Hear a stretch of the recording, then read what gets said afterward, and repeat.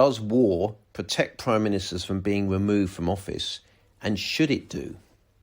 On 10th of March this year, 2022, the leader of the Scottish Conservatives, Douglas Ross, withdrew his letter expressing no confidence in the leadership of Boris Johnson.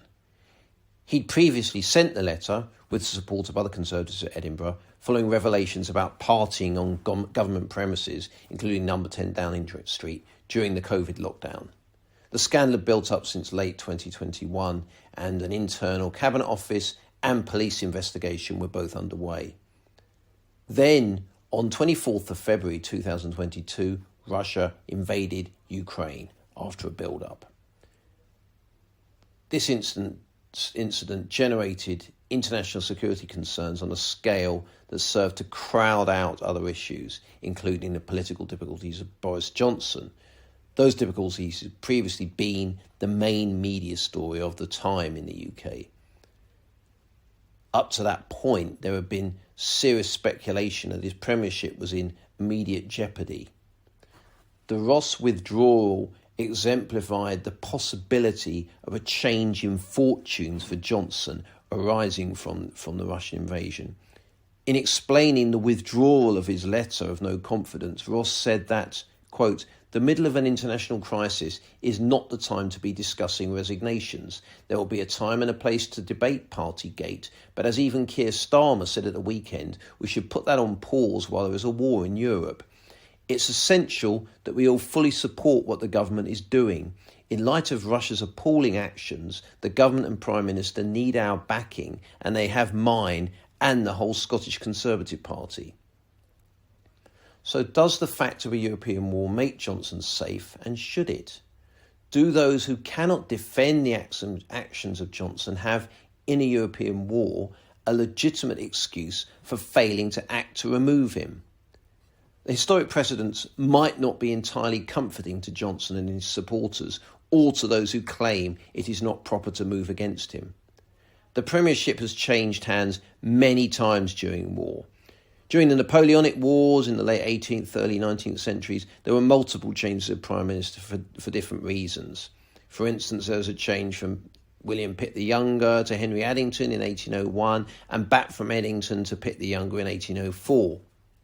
Later in the 19th century, in 1855, Lord Aberdeen fell from power because of poor military performance in Crimea.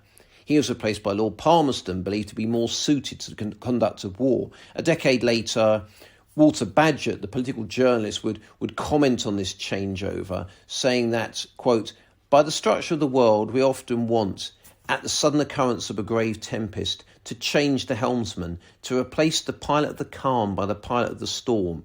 At what was the nearest to a great sudden crisis which we have had of late years, at the Crimean difficulty, we used this inherent power. We abolished the Aberdeen Cabinet, the ablest we have had perhaps since the Reform Act, a cabinet not only adapted but eminently adapted for every sort of difficulty save the one it had to meet, which abounded in pacific discretion and was wanting only in the demonic element. We chose a statesman who had the sort of merit then wanted, who, when he feels the steady power of England behind him, will advance without reluctance and will strike without restraint. As was said at the time, we turned out the Quaker and put in the pugilist." On this account, not only is it possible to remove an otherwise excellent government in a military emergency, but it may be necessary to do so.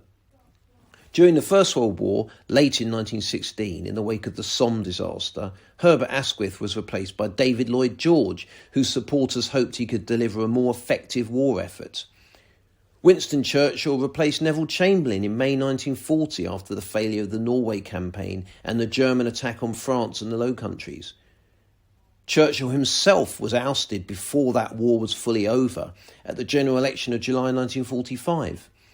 In more recent times, the fall of Margaret Thatcher took place in November 1990 during a military emergency arising from the Iraqi invasion of Kuwait the previous August. The UK, with John Major as Prime Minister, was a participant in a coalition operation to force the Iraqis out of Kuwait early in the following year. All these examples suggest that the existence of a military emergency is no guarantee that critics of a Prime Minister, including within their own party, will hold off indefinitely if they judge it necessary to remove them. Indeed, it was quite normal for them to be replaced by someone from within their own cabinet or who had recently served in it. Even when the UK, unlike now so far, was directly involved in hostilities and in which the threat was arguably far greater than it is today, the Prime Minister was not safe. Far from it, indeed. But how far are these kind of comparisons useful for the current position? Often the removal of the Prime Minister arose directly from a perception they were performing badly as a war leader.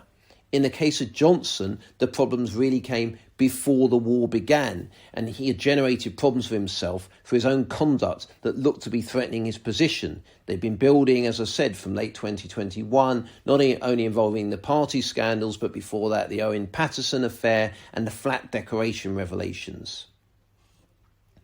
The military emergency, it could be held, was something which came along to save Johnson from himself, at least for the time being. The idea that Johnson might embrace dire international circumstances as a personal political opportunity to help him evade responsibility for his actions is unfortunately in keeping with a public reputation that he has to some extent cultivated for himself. In 2004, Johnson published a political comedy thriller novel called 72 Virgins, in which he portrays a prime minister who, confronted with a severe security incident involving the US president, realises that, quote, it quote, could be fatal to his career, unquote.